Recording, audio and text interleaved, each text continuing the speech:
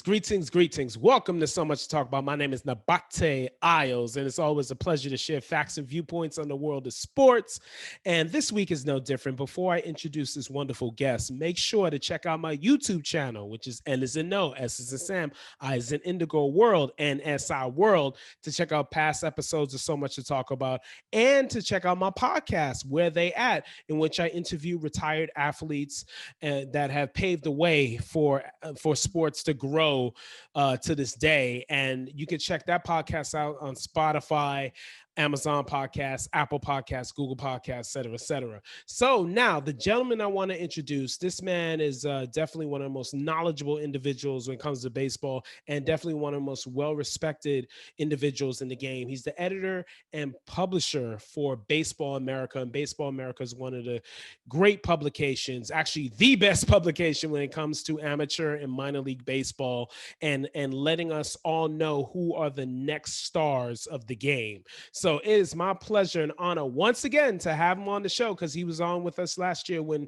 times were different with the game and also with society with this COVID-19 pandemic. But now hopefully we'll continue to have that steady climb towards normalcy right now, a year later. So it's my pleasure to have once again Mr. BJ Schecter on So Much to Talk About. How are you, sir? I'm great. How are you? Thanks for having me. Oh, my pleasure, sir. My pleasure. No doubt. And it's good to have you back on. I mean, what a difference a year makes. And how is everything going with you and your family throughout this time? Have you been able to kind of navigate through the storm? Yeah, no, thanks for asking. And I hope you and your family are doing well. Thank you. As well. Yeah, I mean, it's been a challenge that, has faced all of us, not only here in this country, throughout the world. And, we've seen the peaks and valleys. We see what's happening now in India, and it's just, it's really a shame, with what's going on there, and the fact that, they don't have enough vaccinations, fortunately. We do now, and, I'm happily fully vaccinated and still very cautious. I have two young boys, and they went back to school part-time and 2 days a week in February, and finally in April, they're back to 4 days, with the hope to going back to 5 days in the fall. But it's it's still, we're not out of the woods yet, but at least there's some light at the end of the tunnel.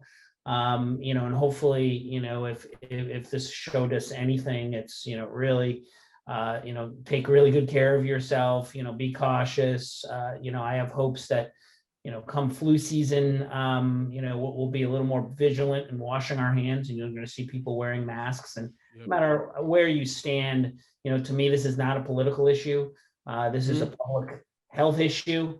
And if it doesn't discriminate, the virus does not discriminate, as we've seen, throughout the last year. You could be extremely healthy, or you could be a little older, even elderly with some pre-existing conditions, and you might be okay, you may not. So, all things, knock on wood, all things good. We've made it out, through that the last year, and we just got to continue to be patient and vigilant, and hopefully, another 6 months, a year time, this is past us. Yes, no doubt about that. Here with BJ Schecter, who's editor for Baseball America, which is the preeminent publication when it comes to minor league baseball, amateur baseball, but also pro baseball too, covering all the entire sport of baseball. And people should know more about the minor league system, because we're going to get into some talent in the minor league system for sure. So now, BJ, want to talk about Jarred Kelenic and Logan Gilbert. Both made their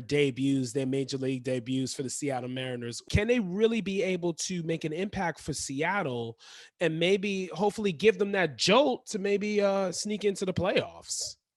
Yeah, well, playoff might be a stretch, but Mm-hmm. we've seen, what a good young farm system, does for teams. So for years, the Tampa Bay Rays have had Oh. one of the top farm systems, the top farm system in baseball. And even though, they're a small market, low budget team, as when you compare to the big boys, the Yankees, the Dodgers, the Cubs, the Red Sox, et cetera, that, young talent and developing that talent from within pays dividends. I mean, at all levels, you see what the Dodgers did in winning the World Series. And a big part of that was they had the talent to trade for Mookie Betts. Now, as a Red Sox fan, they didn't give up enough. But that's a whole other story. And then you look at the Padres, right? You look at the Padres system, and Fernando Tattis Jr. is one of the most dynamic young players, and now the highest paid player in baseball. He just signed a $336 or $48 million deal. 13 years. He plays the game with unbelievable flair, and the Mariner. You talk about Kalinick. He's not even the best prospect in their system. That's Jacob Rodriguez, Julio Rodriguez. Julio Rodriguez. My bad. He's right ahead of him in our top 100. Rodriguez is 3 and Kalinick is 4, and they're very, very close. And a lot of people, think they're interchangeable in terms of their talent, and some of it is need and position and so forth. But it shows you how much talent. They're both outfielders, Kalinick and Rodriguez. Rodriguez a little bit younger. Than Kalinick, and you get into the service time, which is a big factor in why guys get called up or not. But he's got a bright future. I mean, he's a 5-tool player. Kalinick is that has a tremendous upside. He can really, really hit the ball. He's known for his swing. He's got great power. And then the intangible, he's incredibly competitive, and he has a desire to win. It's something you can't coach, but you're going to see Rodriguez join him probably sooner rather than later this season rather. And then when you look at their system, you look at their nucleus and their outfield, anchored by Kalinick and Rodriguez. And Kyle Lewis. Yeah, those 3. Yeah. And that's how you, especially if you're a smaller market, and Seattle is considered a smaller market, that's how you build a franchise. The big market teams via free agency, they're gonna be able to pay top dollar. They're not as worried about the luxury tax, as a smaller market team. But yeah, the future is really, really bright. They're probably a couple of years away. But, you look at, a similar rise. You look at what's happened in Atlanta, with Ronald Acuna Jr. and Freddie Freeman and a whole nucleus of young talent. They get to the playoffs. Christian Panache, another prospect who, right. You look he's starting in center field, and is incredible talent, still considered a prospect. So the blueprint is there. The Rays did it. The Braves did it. The Padres are on their way up, and the Mariners are following that same model. Well, and is Logan Gobert the most talented prospect in the game right now? Could he be like with the highest upside of any of the guys that are now, coming up from the minors? That's really, really hard, to say. I mean, you look at our top 100 list, and Wander Franco, who's in AA now, he's with the Rays. He's been our number 1 prospect for the last 3 years. I'm sorry. I meant pitching prospect. My fault. Sorry, pitching. Prospect. Yeah, pitcher prospect. Yeah. No, I mean, you can certainly, make that argument. I mean, you have to, in that, in that same conversation, you got to look at Sixto Sanchez, who's a righty for the Marlins. Certainly Mackenzie Gore in the Padres organization, who's a lefty. He's got that, really, really high leg kick that, he's known for. So, Nate Pearson, another guy seen major league time with the Blue Jays. He's a big guy. He's about 6'8". He's a flamethrower. Like a J.R. Richard, his son, like that size, that 6'8", you know? Yeah, I mean, there are a lot of really good young pitchers coming up. You're gonna, Spencer Howard with the Phillies, Matt Manning with the Tigers. That's right. He's coming up soon. Yep. Grayson Rodriguez, with the Orioles. Luis Patino, with the Rays, another really good arm. So there are a lot of really, really good arms out there. Wow. So what can baseball do, Major League Baseball, to really, because these are young talents, and these are talents, like you said earlier, with Fernando Tattis, that just have a flair, you know what I mean? Like what can Major League Baseball do to be able to bring these guys like more exposure? Another guy, Key Brian Hayes, who has that flair, you know what I mean? Like, so, these guys are marketable.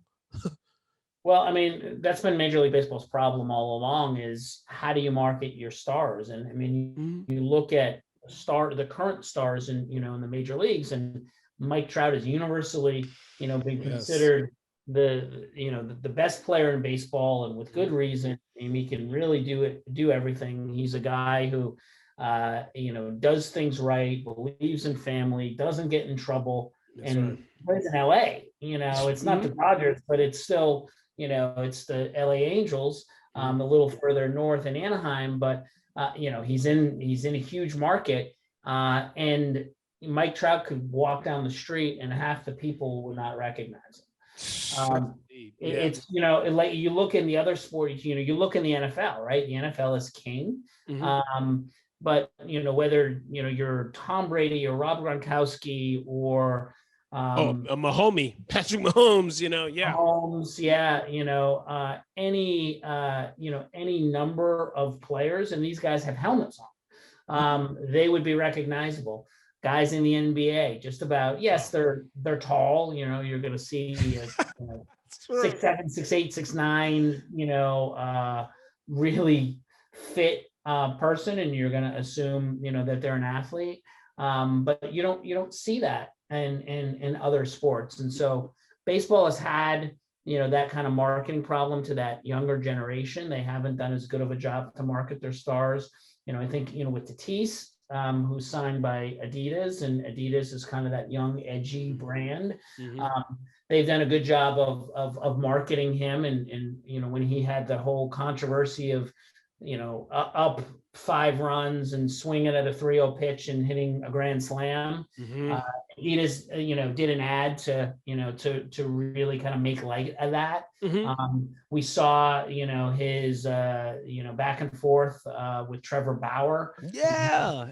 And there's respect between them, Great. I did an event a couple of months ago with Dontrell Willis. And he was talking, you want to talk about a guy who I wish was in the game right now, because he's got, not only was he incredibly talented, has a World Series ring, but he's got an unbelievable personality. It's just infectious and likable and energetic and positive. And so, we were talking about Tatis, and, he's like, look, when I gave up a home run, I'm not looking at the guy like trotting around first base. I'm looking at the ball going out of the darn ballpark. That's right. And then figuring out what to do. What do I do that will, so that doesn't happen again with the same batter? But we got to market these players better, because they are, not only stars. You talk about Joe Adele,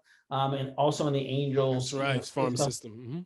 I've spent a bunch of time with Joe Adele, and he's a son of a former NFL player. I mean, this guy, has got megastar, not only talent, but personality.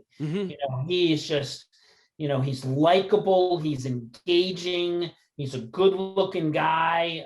He looks like an NFL linebacker, and he gets it. He gets it. He knows how to interact with people, fans, whatever. And so it's the Joe Adeles where we can talk about, how baseball needs to be more diverse, and it's not just the Latino influence, which is rising from South America. It's just, the dwindling number of African-American players in baseball right now. And, we have to do a better job. We talk about diversity and inclusion in lots of different areas. Mm-hmm. The fact of the matter is, some of the better athletes in this country are playing football and basketball. They can be better stars. They can make more money. Well, we need to, they need to be more like Joe Adele, and Joe Adele could have played basketball, could have played football, but he chose to focus on baseball. And so we need to do a better job of not only marketing stars, but connecting them to fans. No question. Wow. BJ Schecter here on So Much to Talk About, editor and publisher for Baseball America. And make sure to check out the Prospect Handbook for 2021, Baseball America. It's amazing. I have this year's version. And I wanted to ask you, like, which player in the major leagues now that, that has been in the leagues for a couple of years that you are shocked by his development? It's, well, once they get there, we're really, not, that shocked, but we always knew Ronald Acuna Jr. was going to be really, really good. He was our number one prospect, and you're seeing guys, and Juan Soto is another one. Juan Soto really, I mean, at least, I would probably say Soto, because at least with, Acuna, we knew he was really good. Soto he started when he got called up a couple of years ago. He started in single A, Right. And then he's in the majors, and then he's playing in the World Series, and winning the World Series. And so, the level of talent, especially when we're dealing, with international players, and they're drafted so young. And there are more opportunities for them to develop. You look in the Dominican, and just about every club has an academy. It's beautiful.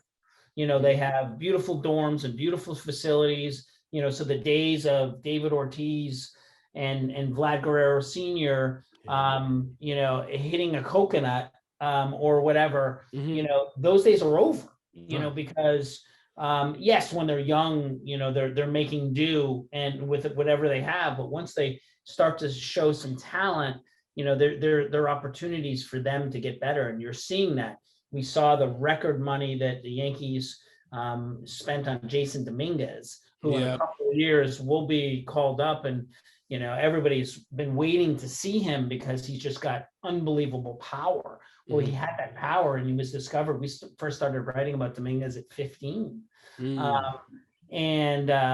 guys are big, they're strong, and they can play multiple positions. They can hit to all fields. They can hit for power. They can hit for average. It's really amazing that the development at a young age, that these players are getting. Who's your front runner for American League and National League Rookie of the Year so far, based on what's been going on so far? Yeah, it's really early, to tell, and it's kind of a strange year, because last year, in the abbreviated season, that guys, getting called up, and so it's in some instances, it's not really fair, because you talk about a guy like Adolis Garcia, outfielder with the Rangers, has been incredibly hot, Trevor Rogers, who for the Marlins, who just got out of is not a prospect now. Also in the National League, Dylan Carlson of the Cardinals, an outfielder, has been, that's right. Has been, really, really hot. Ryan Weathers, a pitcher for the Padres. Also in the in the NL, and Michael Kopech, with the White Sox. He's a dangerous weapon for them. I mean, he could be middle relief. He's now starting with them now, because he had just had a start a week ago. So it looks like he's in the rotation for now, right? Yeah, and also with the White Sox, Nick Madrigal, who started at Oregon State. A second baseman. Yeah. He needs to steal more bases. That's the only thing with him. Yeah, I could see him, kind of making a push. Yermin Mercedes, who's been DHing for the White Sox. Oh, wow. What? That's someone who's shocking. That's Yeah. someone, because he could always hit, but he doesn't have a position. That's the problem with him, Yeah. He's been streaky. He's been really streaky. He can go, 4 for 4 one day and 0 for 4 the next. Yeah. But the point is there are a lot of really, really good, talent. I don't think there's a clear favorite. I think, throughout the season, you're going to see people going up and down, those lists. Wow. Now, this past draft, the 2020 draft, which was a virtual, as we all know, now which players from that draft could possibly see a September call up? Well, I think when you look at, a guy like Spencer Torkelson, he came out of Arizona State. Yes. Unbelievable power. Detroit is another organization that is they're like in the dumps, as of now, but they have talent, obviously, young talent. Right. Yeah. I mean, and so he's a guy, Austin Martin, who came out of Vanderbilt, one of the best programs, over the college programs over the last 10 years. Is going to be another guy who's going to be major league ready. The Blue Jays have a lot of young players. Second generation. They have a lot of those. Then you look at a guy like Asa Lacy, who came out of Texas A&M. I think you're looking for the most part, of guys that that played in college, because that's right. They're going to be more major league ready. They're going to they're going to be called up sooner. One exception to the rule, like a 2019 draftee, Bobby Witt Jr., who was the number 2 overall KC with the Royals. He's in AAA now. He just narrowly missed making the big league club, but he's going to be up sooner rather than later. But even a guy as talented as Witt, who is the son of Bobby Witt Sr., pitcher with the Rangers and the Angels and so forth. So he had that sort of pedigree, but even still, it's going to take him longer.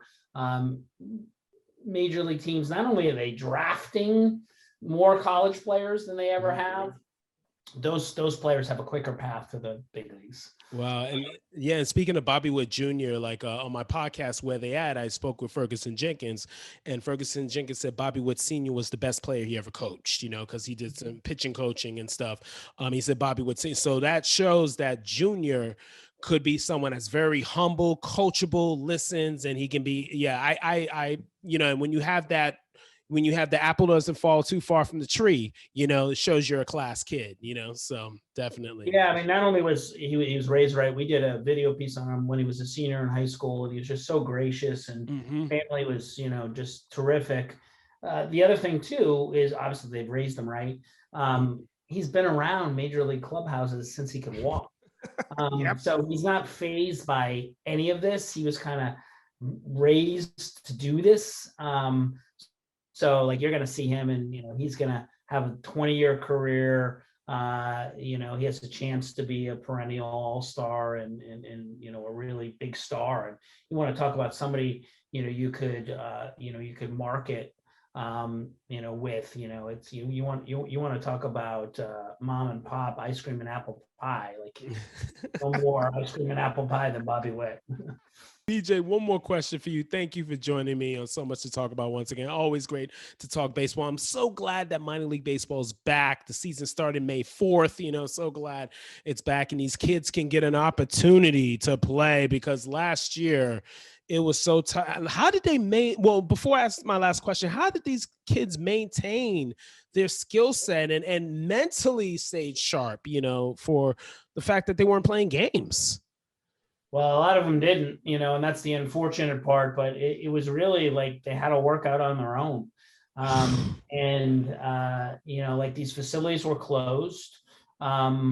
and even, places with, private, trainers and facilities, very limited access and availability. And so a lot of these players had to go to places where it was warm, Florida, Arizona, Texas, where they could be outside, all year round. And it's great to see minor league baseball back, but I think you see baseball, at the lower levels, and they're a little rusty, because many of them went 600 plus days without playing an actual game. It's an unbelievable, a lot of them, when the major league season started in July, they went to these alternate sites, which are all fine and good. But they're scrimmages, it's not it's not the same, as being in a stadium, with the crowd and all the intangible things. And so, it takes a little bit for them to, get back into it. But fortunately for a lot of them, they did work out on their own, and they already, were in such good shape, but it's timing, right? It's recognition. It's, really seeing, a fastball. Like now everybody can throw 100, it seems. So, picking up these pitches, and pitchers are getting a lot more sophisticated with their arm angles. And so it's harder and harder to identify pitches. So, I think that's what you're going to see. I think that's why you're seeing strikeouts, are up, because, the advantages to the pitcher, because you cannot, I don't care if you're in the cage, you have a pitching machine, you have someone throwing you live, you cannot simulate, Adolis Chapman throwing 105. You dig? And when his changeup is 80, it's like it's just not fair. And now more and more pitchers have 3 and 4 different pitches that they can all throw and locate anywhere they want. It's hard. Baseball is a hard game, a game of failure, and it's milliseconds. And when you're guessing, and not in the game where you're trying to figure out a pitcher and what they throw and in what situation, and that guesswork is off. Wow, that's what film study is all about. That's why, hey, study film. That's not enough hitters are doing that, like at this time. Now there's not enough film to study. Yeah, right. That is true. That is true. Develop a different pitch in the off season, or change your grip. Like come in now, like you're flying blind. Yeah, that's true. You got to wait till more like middle of the season, towards the end. Yep. And wow, BJ, one quick question. Baseball America, what's going on next? You guys got the great prospect handbook 2021. What's coming up for Baseball America? Because your product. Yeah, well now, we cover all levels of the game, from high school and grassroots. So we right now we have lots of high school and college rankings, and we're gearing up for the College World Series in Omaha in June, which is coming up quickly.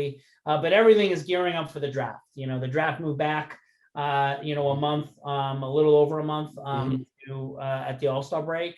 It's going to be held in Denver this year, where the All-Star game is moved to, and the draft is our Super Bowl. So we've already, done mock drafts, and we have the right now the 400 top prospects. It will be draft prospects. This is high school, college, junior college. This is going to go to the BA 500 pretty soon. We're working on an ultimate draft guide, everything you need to know about the draft, about all the prospects and so forth. So we're already starting to gear up to the draft, because we know, last year the draft was abbreviated, it was 5 rounds. It's going to be 20 rounds this year, so down from 40. So, but still, a lot of players are going to end up getting drafted. So we're really doubling down on that. Wow, is there a Strasburg type of prospect this year or no? There are lots of good prospects. It's really, really hard to single in, but right now we have like I said, the 400 top draft picks on our site. Familiar name, right now our number one, Jack Leiter, son of Al Leiter, Jersey, right-handed pitcher. Could have been drafted last year, decided to go to Vandy. He's our, he was going to be a first round pick. So he's our number one prospect. Jordan Lawler, a shortstop out of Dallas Jesuit, is another guy. Kumar Rocker, another Vandy guy. People have known about him, for years. God, Vandy's like Alabama. They're like the Alabama of like Alabama football. You got Vandy baseball. Like all the cats are coming. Yeah, and a guy that I'm really excited about that we've written a lot about at BA is a high school kid out of Georgia, a guy by the name of Brady House. He's built like a house. He looks like a linebacker. He's 6'3", 215. He's committed to Tennessee, but he's probably not going to go there because he's going to be a top 10 pick. You want to talk about a guy who can hit the ball. He can hit for average, and he's got tremendous power. And he's got a really strong arm. He's not going to be a pitcher, but he pitches in high school and he throws 96. Here's a guy that you're going to be hearing about a lot. Wow, amazing. So I'll keep an eye out on everything with Baseball America, with the draft prospect list and everything. And wow, I got to say, BJ, thank you for being on. So much to talk about. Once again, I have so much respect for Baseball America and the product that you guys create. And once again, always great to have you on and for you to share your great insight as always. Thank you so much. Thanks for having me, and thanks for the plug with BA. We take great pride in what we do. Yes, indeed. And thank you all for watching. So much to talk about. Have a wonderful night. God bless. Treat each other with respect and kindness. Take care, everybody. Bye-bye.